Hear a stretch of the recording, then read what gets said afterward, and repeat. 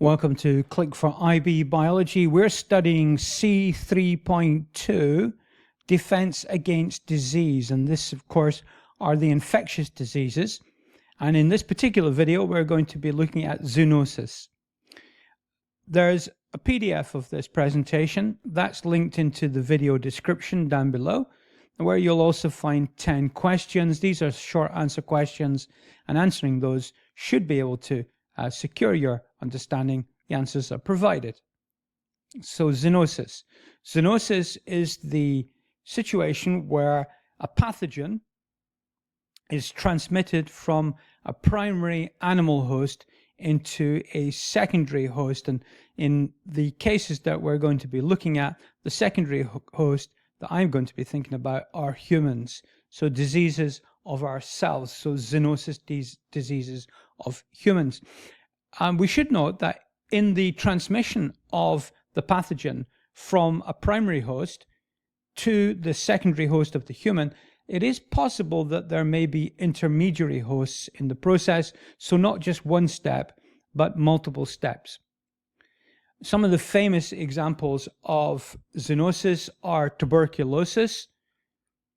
Tuberculosis, a cow disease caused by the Bacillus Mycobacteria bovis, often contaminates milk, and human beings in the past would consume milk and contract the Mycobacterium disease. They have the pathogen is introduced into the human through the drinking of milk.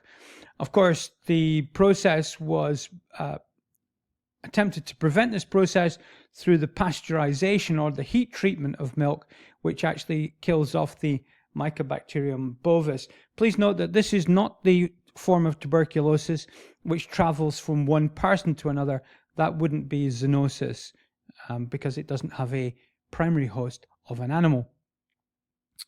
Another example of zoonosis is the transmission of the disease called rabies, which is a viral disease.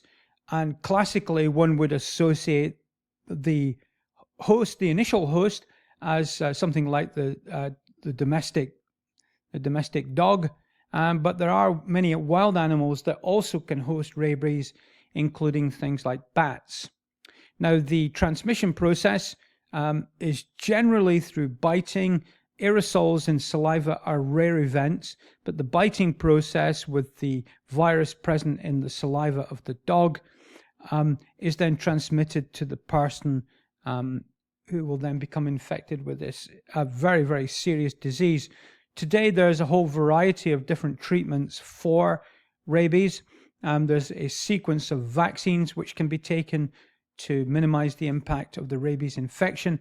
And it's also possible to directly inject immunoglobulins, which of course are antibodies, straight into the bloodstream, which will protect the infected individual as well. So that's our second zoonosis. Our third zoonosis is that of the disease called Japanese encephalitis, a disease of Asia, which is a type of virus. And this is often has its primary host in things like wading birds.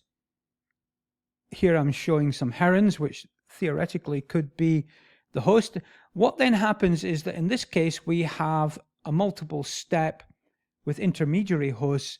The bird is the virus in the bird is transmitted to the pig by a mosquito, which is the genus Culex, and then the virus is amplified within the pig, reaching high concentrations before another potential step to the humans, again by the mosquito, still by the mosquito Culex, and then the human being can then contract Japanese encephalitis.